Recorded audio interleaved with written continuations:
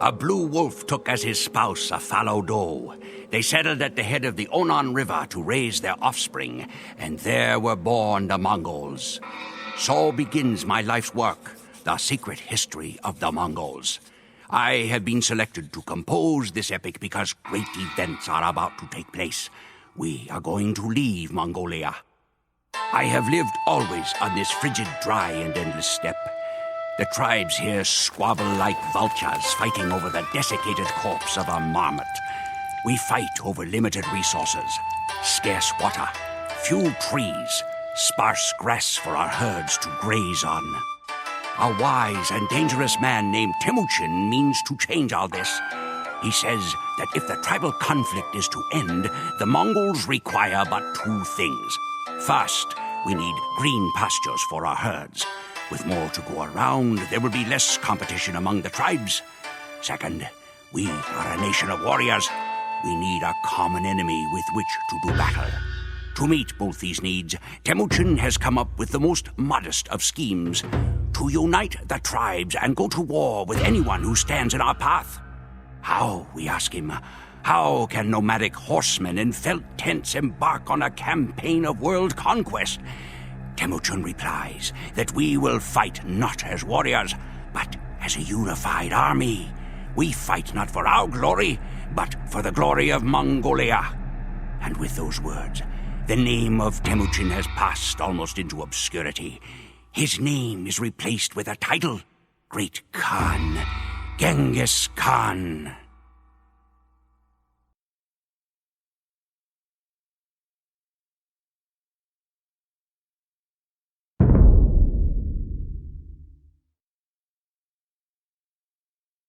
看哪，成吉思汗的部队正一步一步的接近当中。”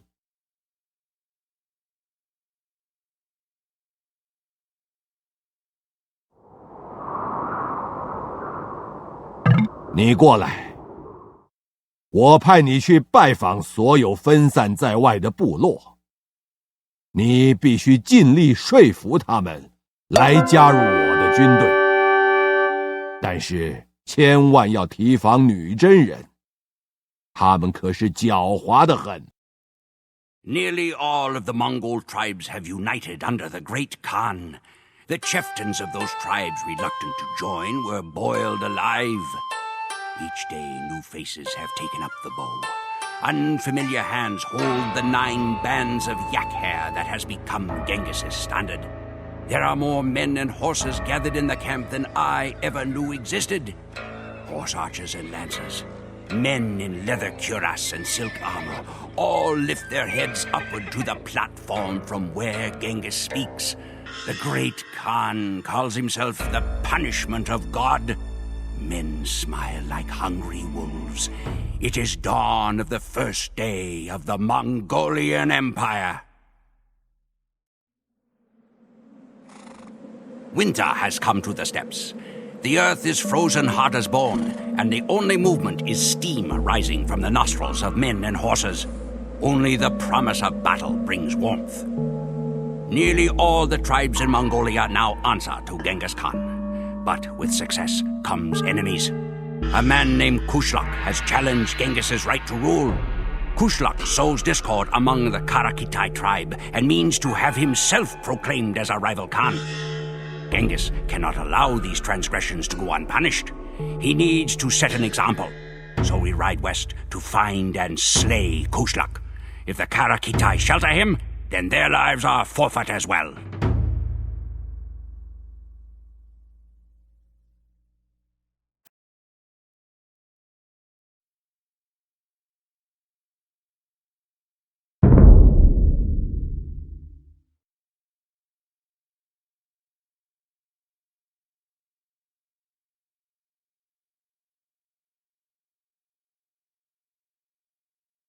我侦查到北方有一个泰伊奇乌特人的村庄，也许我们可以说服当地居民加入我们的行列。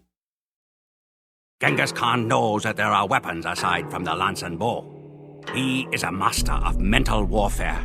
Just as he has made an example of Kushlak, he makes examples of enemy lands. When first we encounter a new adversary, the Great Khan spares no one. We ride to the closest town, slay every living thing, burn down the city, sow the fields with salt, and make a mountain of enemy skulls. After that, the other towns are quick to send forth their emissaries, eager to placate the ravenous Mongol hordes.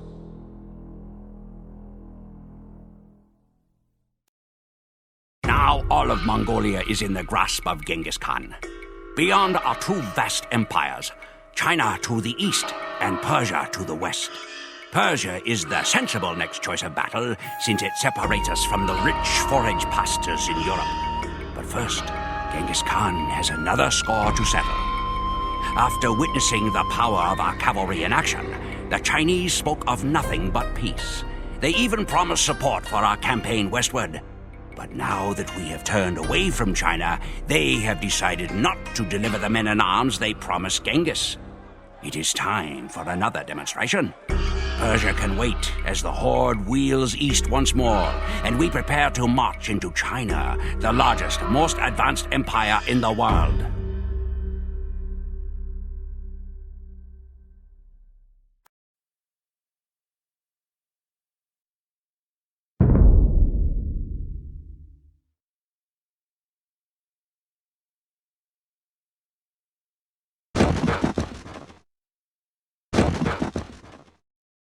It was a glorious slaughter.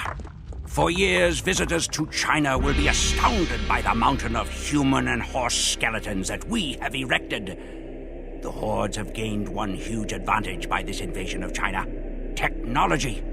We now possess the knowledge and equipment to allow us to make siege weapons. We will crack open the Persian and European castles to reach the softer parts within. Genghis is pleased with our progress and with the legacy he leaves behind. His mother once ate wild onions and rodents to keep from starving, but the children and grandchildren of Genghis will eat off plates of Persian gold. Sleep in the saddle, drink the rain, eat nothing but dried meat, dried milk, and horse blood. Such is the life of a Mongol at war. At night, we are rewarded with fermented yak's milk and the promise of Persian treasures. Driven on by the words of the great Khan, we have crossed miles of the Asian continent at full gallop. Before us lies the vast empire of Persia. The Khwarazm Shah will be given one chance to submit, and then his cities will be pulled down brick by brick. But not all of us head into Persia. Genghis has sent Subutai Ba'atur of the reindeer people north into Russia. The Russian principalities are disorganized, and Genghis hopes that Subutai can break them one by one. Then the borders of Mongolia will cover all of Asia.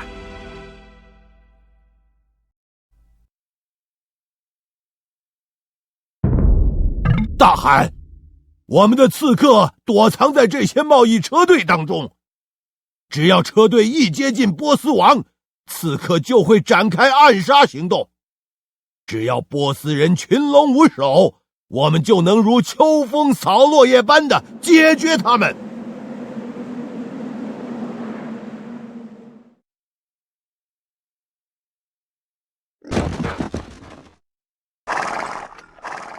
The Persian army numbered nearly 500,000 men, but was beaten by a Mongol army less than half that size. The governors of outlying cities were executed by pouring molten silver into their eyes and throats. The capital city of Samarkand, which was expected to withstand our siege for a year, fell in 5 days. Separate mountains were made of the skulls of men, women, children, horses, dogs, and cats. We roamed the streets in wonder at the opulence of the Persians, drinking at their fountains and gorging ourselves on sherbet and tropical fruit. For a man born in a tent, it seemed as if Genghis Khan had torn open the gates to heaven itself. Russia and Mesopotamia were now ours to command. The empire now stretched over 7,000 miles from the Pacific Ocean to the Black Sea. We were about to enter Europe when tragedy struck. Old wolves do not die gracefully. Warriors their entire lives, they do not know how to live when they grow old and their fangs fall out. Such it is with Mongols as well. Genghis Khan was now 80 years old. On the night when we knew that our glorious conquest was about to end, Genghis summoned his sons to his tent. They found their father shivering before a fire, delirious with pain. My descendants will wear gold, he said. They will eat the finest meats and ride the finest horses, and forget to whom they owe it all. A deed is not glorious until it is finished. And he refused to die until Ogatai, his third son, promised to continue the war. Ogatai emerged from the tent, carrying his father's bow, and declared, "This storm is not yet finished. I still hear the sound of lightning, and it strikes in Poland." Church bells rang in Europe when they saw our horde pouring out of the mountains. The armies of Bohemia and Germany hastened to Poland's defense. To them, our army might have been from the underworld itself, still commanded by the shade of the great Khan.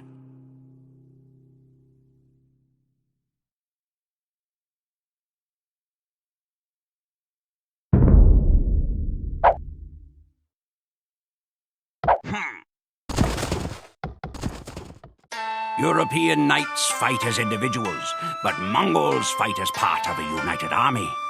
Laden down with armor, the Polish and Germans could not catch our quick-footed horses.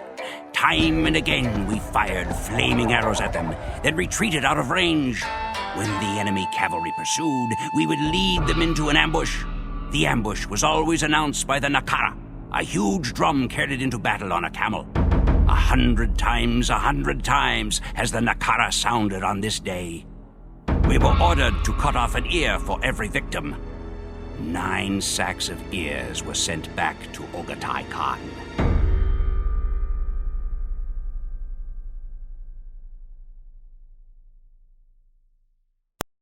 Only one enemy stands in our way. France and the nations beyond are beaten from decades of crusades.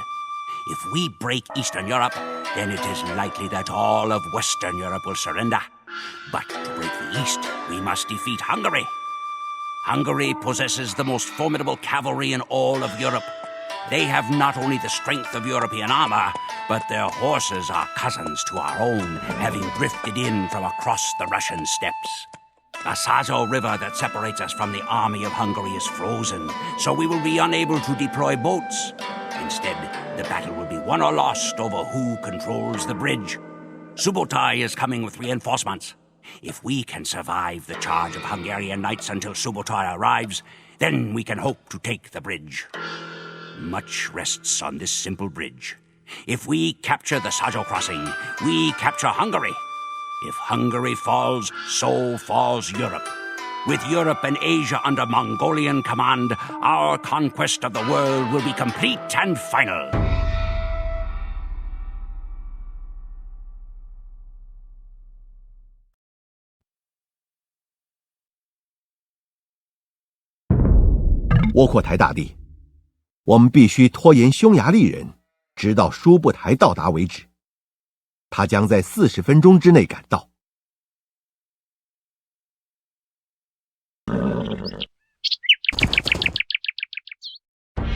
Nothing stands between us and the Atlantic Ocean.